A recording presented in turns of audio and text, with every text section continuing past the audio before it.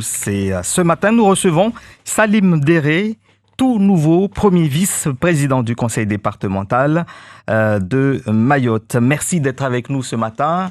Bonjour à vous. Bonjour André, bonjour à toute Mayotte. Merci.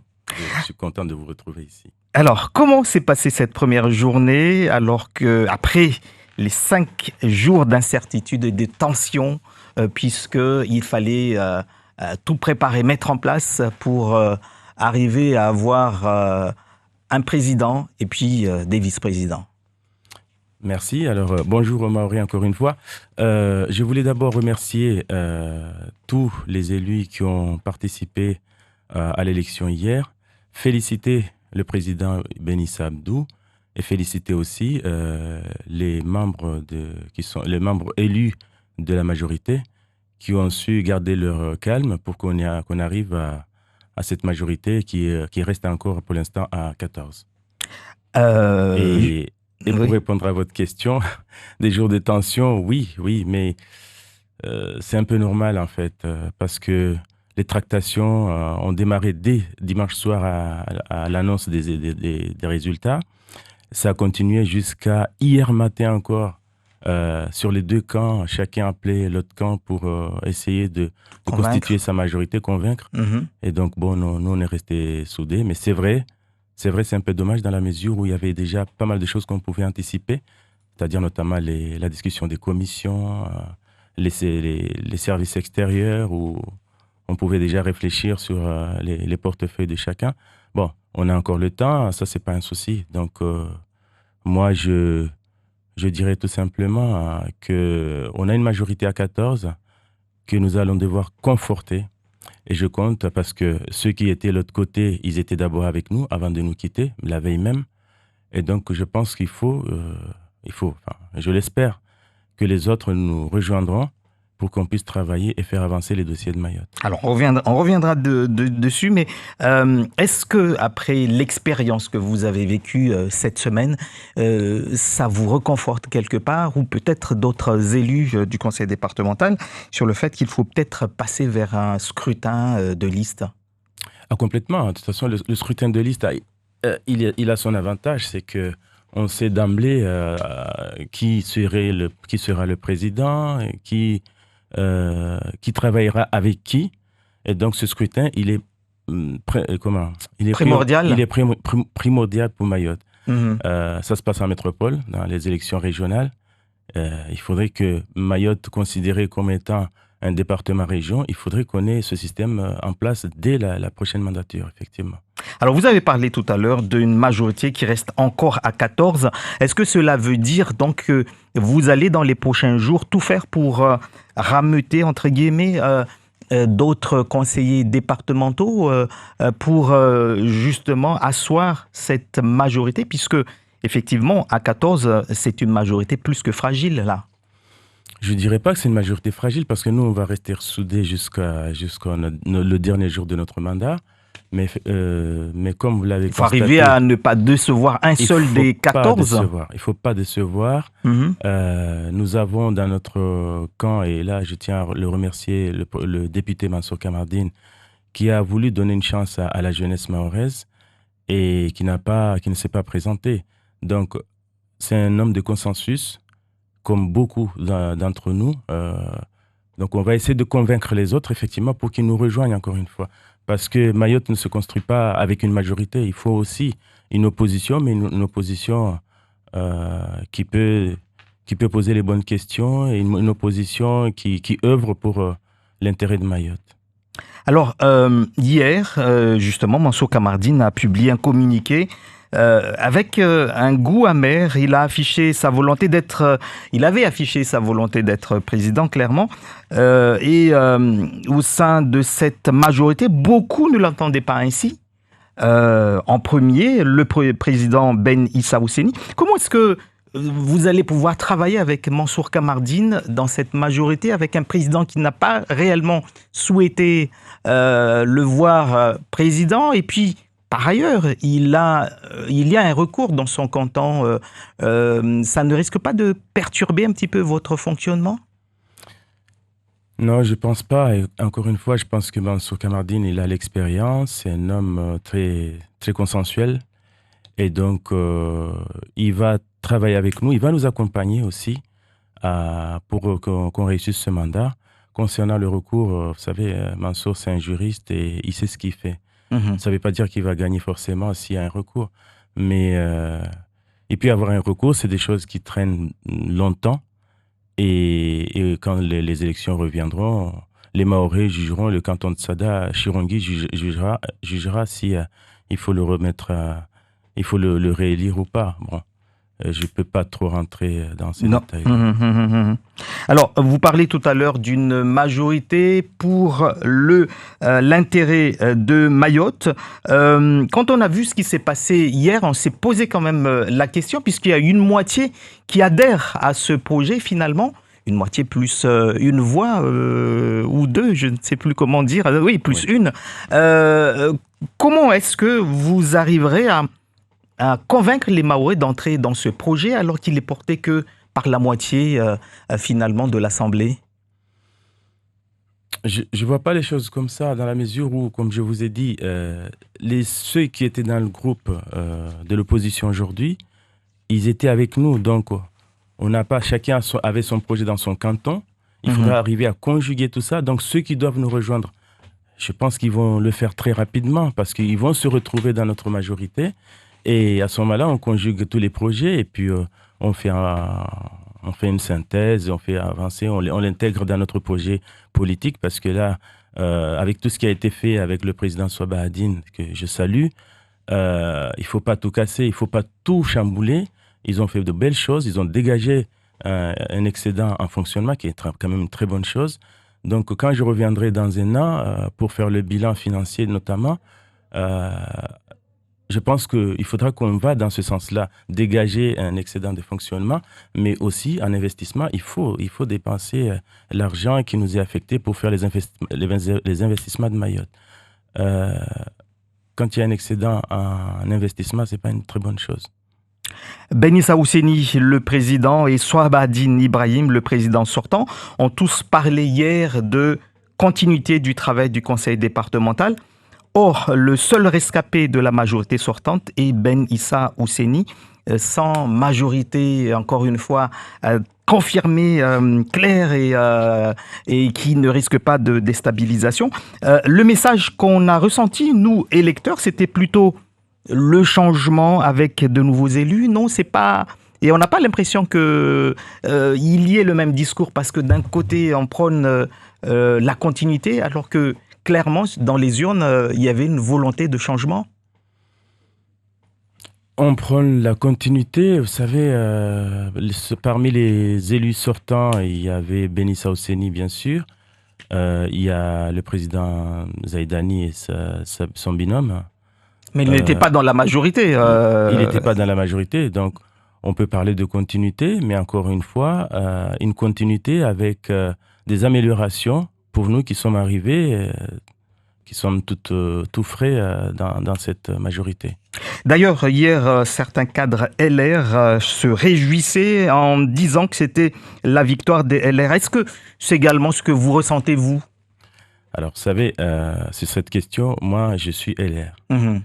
Et quand les négociations ont commencé, je suis allé discuter d'abord avec le camp qu'on appelait communément le camp de Zaïdani. J'ai passé 2 nuits avec eux. Et donc, quand on veut faire avancer Mayotte, c'est pas l'étiquette politique qui prime. Et donc, c'est pas un camp LR. Nous Mhm. avons un conseiller de Kungu, un garçon très posé, très consensuel. Je ne suis pas sûr qu'il est LR. Nous avons d'autres élus qui sont dans cette majorité qui ne sont pas forcément LR. Peut-être globalement, c'est des gens de droite, on va dire, mais de toute façon, à Mayotte, encore une fois, on a très bien vu que soit c'est la droite, soit c'est le centre qui fait avancer ce territoire et non pas la gauche. Le cabinet sera également composé de cette manière, alors, et pas simplement de l'instance LR? Pour le cabinet, je laisse complètement au président de gérer ça. Ça, comment on appelle ça? C'est un choix C'est son affaire, voilà, Mhm. personnelle. Et donc, j'aurais juste souhaité, comme vous, André, que on n'entend pas les choses qu'on entendait au début de la mandature sur Bahadine, où on pointait du doigt le cabinet du président, même s'il y a forcément des choses qui n'étaient pas forcément vérifiées. Mais j'ai vraiment un message d'apaisement à passer aux Mahorais, qu'ils nous fassent confiance parce qu'ils nous ont fait confiance hier, et que dans les 7 mois qui arrivent, nous, on va asseoir un projet cohérent qui va rassembler les Mahorais et que même l'opposition, encore une fois, se retrouvera.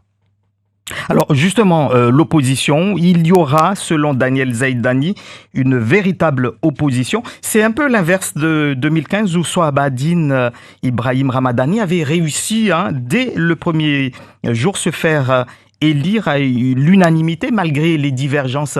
Est-ce que ça ne vous dérange pas un petit peu quand même qu'il y ait là hier clairement une opposition qui s'est affichée et qui s'est affirmée? Alors moi, je dirais tout juste au président Zaïdani qu'une opposition, une vraie opposition constructive n'est pas celle qu'on a failli retrouver hier, parce que c'est une opposition qui a joué la chaise vide.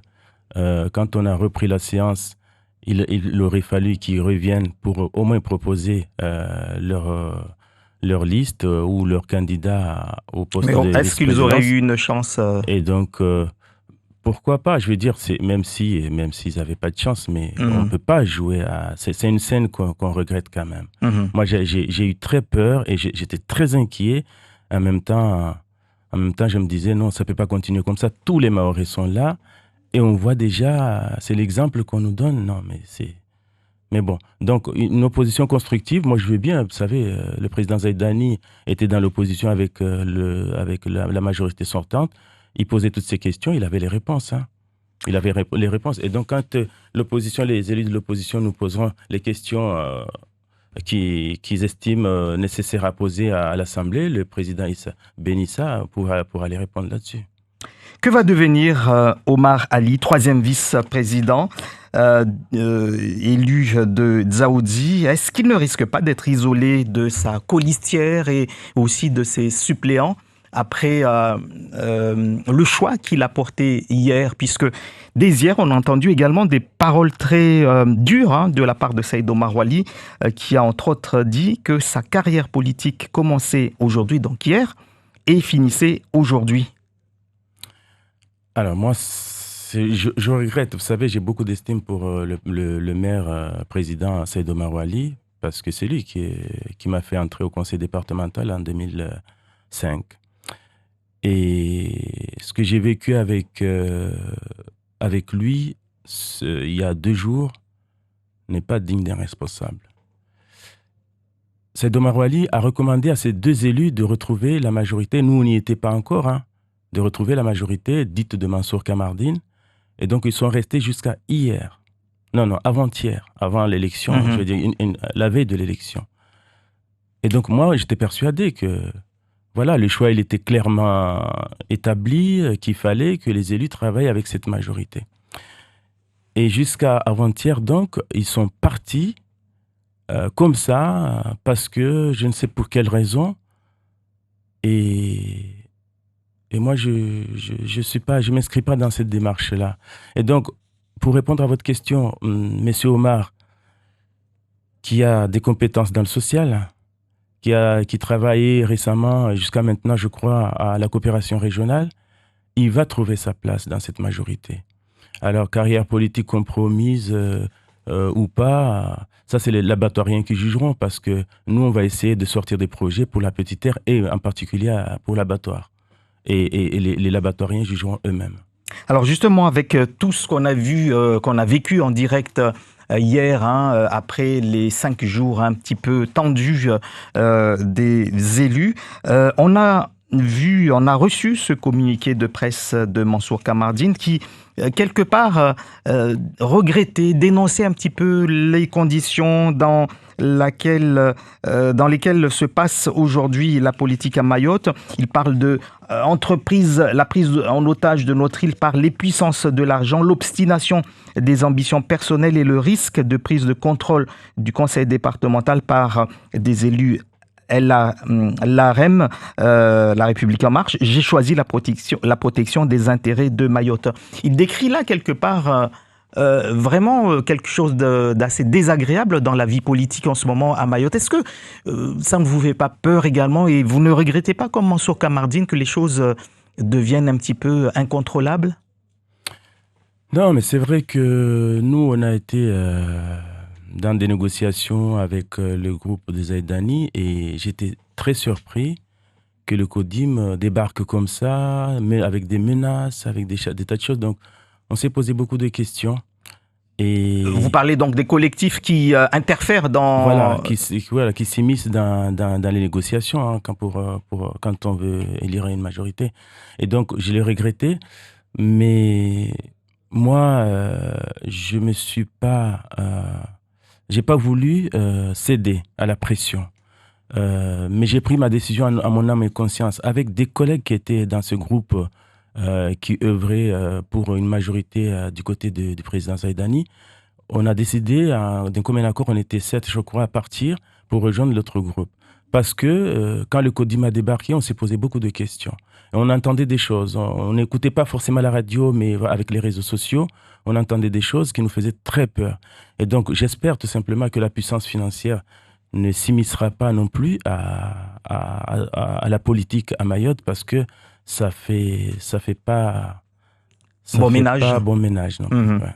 Alors aujourd'hui, il faut construire cette majorité. Il y aura donc les commissions qui vont être distribuées, entre guillemets, parce que vous allez débattre, choisir qui sera le meilleur ou qui pourra porter certains portefeuilles ici et là. Comment ça va se passer dans les jours à venir alors et quand est-ce que vous allez vous atteler à travailler ?